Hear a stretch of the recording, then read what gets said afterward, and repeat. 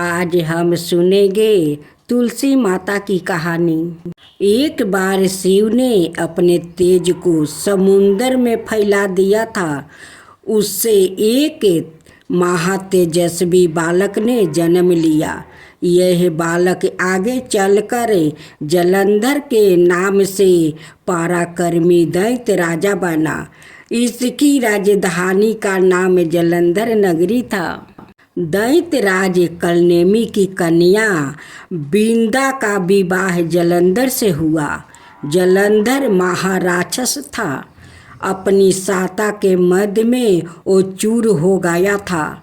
उसने माता लक्ष्मी को पाने की कामना से युद्ध किया, परंतु समुंदर से ही उत्पन्न होने के कारण माता लक्ष्मी ने उसे अपना भाई के रूप में स्वीकार किया। वहाँ से पराजित होकर वो देवी पार्वती को पाने की लालसा से कैलाश पर्वत पर गया। भगवान देवाधिदेव शिव का ही रूप धारण कर माता पार्वती के समीप गया, परंतु माँ ने अपने योग बल से उसे तुरंत पहचान लिया और वहाँ से अंतर्ध्यान हो गई। देवी पार्वती ने क्रोध होकर सारा वृत्तांत भगवान विष्णु को सुनाया। जलंधर की पत्नी बिंदा अत्यंत पतिव्रता स्त्री थी। उसी के पतिव्रता धर्म की शक्ति से जलंधर ना तो मारा जाता था और ना ही पराजित होता था। इसलिए जलंधर का नाश करने के लिए बिंदा के पतिव्रता धर्म को भंग करना बहुत आवश्यक था। इसी कारण भगवान विष्णु ऋषि का भेष धारण कर वन में जा पहुंचा, जहां बिंदा अकेली बर्मन कर रही थी। भगवान के साथ दो मायावीर राक्षस भी थे, जिन्हें देखकर बिंदा भयभीत हो गई। ऋषि ने बिंदा के सामने पल में दोनों को भस्म कर दिया। उनकी शक्ति देखकर बिंदा ने कैलाश पर्वत पर महादेव के साथ युद्ध कर रही थी अपने पति जलंधर के बारे में पूछा। ऋषि ने अपने माया जाल से दो बांदर प्रकट किया। एक बांदर के हाथ में जलंधर का सिर था और दूसरे के हाथ में धड़ था। अपने पति की यह दशा देखकर बिंदा मूर्छित होकर गिर पड़ी। होश में आने पर उन्होंने ऋषि रूपी भगवान से विनती की कि वो उसके पति को जीवित करे।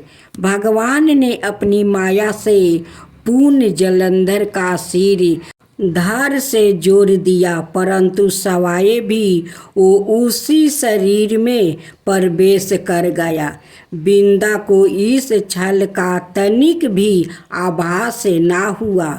जलंधर बने भगवान के साथ बिंदा पतिव्रता का व्यवहार करने लगी, जिससे उसका पतिव्रता भंग हो गया। ऐसे होते ही बिंदा का पति जलंधर युद्ध में हार गया। इस सारी लीला का जब बिंदा को पता चला तो उसने क्रोध होकर भगवान विष्णु को हृदयहीन शिला होने का श्राप दे दिया। अपने भक्त के श्राप को भगवान विष्णु ने स्वीकार कर लिया और शालिग्राम में पत्थर बन गया। दृष्टि के पालनकर्ता के पत्थर बन जाने से ब्रह्मांड में असंतुलन की स्थिति हो गई। यह देखकर सभी देवी देवताओं ने बिंदा से प्रार्थना की, ओ भगवान विष्णु को श्राप से मुक्ति कर दे। बिंदा ने भगवान विष्णु को श्राप से मुक्ति कर दिया। सवाए आत्मदाह कर लिया। जहाँ बिंदा भस्म हुई थी वहाँ तुलसी का पौधा उग गया था।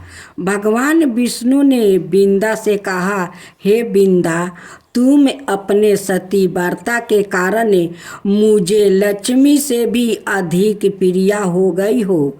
अब तुम तुलसी के रूप में सदा मेरे साथ रहोगी। तब से हर साल कार्तिक के महीने के देवउठानी एकादशी का दिन तुलसी विवाह के रूप में मनाया जाता है। जो मनुष्य भी मेरे शालिग्राम रूप के साथ तुलसी का विवाह करेगा उसे इस लोक और परलोक में बेफूल यश प्राप्ति होगा। जिस घर में तुलसी होती है वहाँ यम के दूत भी असमय नहीं जा सकते। मृत्यु के समय जिसके प्राण मंजीरी रहती है, तुलसी और गंगा जल मुख में राख कर निगल जाते हैं। वो पापों से मुक्त होकर वैकुंठ धाम को प्राप्ति होता है। जो मनुष्य तुलसी और आंवले की छाया में अपने पितरों का श्राद्ध करता है उसके पितरों मोक्ष को प्राप्ति हो जाते हैं। अब तुलसी का दूसरा कथा श्रवण करें। हर घर में तुलसी का पौधा होना चाहिए। तुलसी में सभी देवता और सूर्य का वास होता है। तुलसी के पत्ते के अगरह भाग में ब्रह्मा का वास होता है। पत्ते के बीच में भगवान नारायण और उनकी पत्नी का वास होता है। यदि कोई व्याकृत प्रतिदिन शाम को तुलसी के पौधे के सामने दीपक जलाए और पौधे की परिक्रमा करे तो वो विष्णु लोक को प्राप्ति होता है। यदि कोई व्याकृत तुलसी के पौधे को बकरे से खाए जाने से बचाता है तो भगवान उसकी रक्षा करते हैं। यदि हम भगवान नारायण की पूजा में अर्पित तुलसी के पत्तों का सेवन करते हैं तो हम रोग से मुक्ति हो जाते हैं। यदि हम तुलसी की माला पहनते हैं तो हमें ब्रह्मा तेज की प्राप्ति होती है। यदि तुलसी के पौधे पर गिरा हुआ जल हमारे ऊपर पड़े तो हमें गंगा में स्नान करने का पुण्य प्राप्ति होता है। जब देवी महालक्ष्मी क्षीर सागर से प्रकट हुई तो तुलसी भी सागर से प्रकट हुई। जब सीता लंका में रावण की बंदी थी तो वो प्रतिदिन तुलसी की पूजा करती थी। पद्म पुराण में तुलसी की महिमा का वर्णन है। नारद मुनि ने कृष्णा की पत्नी सत्यभामा से कहा कि जो देता है उससे कुछ मिलता है, लेकिन जो कुछ नहीं देता उससे कुछ नहीं मिलता। सत्यभामा चाहती थी कि कृष्णा हमेशा उनके साथ रहे, इसलिए उन्होंने तुरंत कृष्णा को नारद को भेंट कर दिया, यह सोच कर कि उनके इस कार्य का फल उन्हें मिलेगा और कृष्णा हमेशा उनके साथ रहेंगे। लेकिन ऋषि कृष्णा को अपने साथ ले गया। उन्होंने सत्यभामा से कहा कि यदि वो कृष्णा को वापस चाहती है तो उन्हें नारद को कृष्णा का वो सब कुछ देना होगा जो उनके लिए मूल्यवान है। फिर कृष्णा का भजन किया गया और सत्यभामा ने अपनी सारी संपत्ति तराजू के दूसरी ओर रख दी, लेकिन तराजू अभी भी कृष्णा की ओर झुका हुआ था। तब नारद ने सुझाव दिया कि वो अपने द्वारा रखे गए सभी सोने के ऊपर तुलसी का एक पाता रखे। और जब उन्होंने ऐसा किया तो तराजू सोने वाले पक्ष की ओर झुक गया, जिससे तुलसी की सुविधा साबित हुई। तुलसी के सिर्फ एक पत्ते में इतना गुण था। राधे राधे भक्तजनों, आज आप सुनेंगे माँ तुलसी और ननद भाभी की कहानी। बहुत पहले की बात है, एक गांव में रुक्मिणी नाम की एक धर्मपरायण महिला रहती है। उसका हृदय और भक्ति सेवा में भरा पूरा था। वो प्रतिदिन भगवान विष्णु की पूजा करती रही और तुलसी के पौधे की देखभाल करती रही। उसका मानना था कि तुलसी माता सवाए देवी लक्ष्मी का स्वरूप है और बिना तुलसी के कोई भी पूजा अधूरी होती है।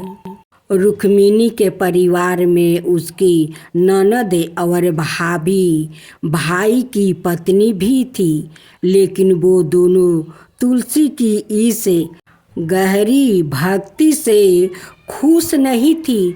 उन्हें लगता था कि तुलसी की बेवजह अपना समय पूजा पाठ में लगाती है और घर के अनाए कामों की अनदेखी करती है।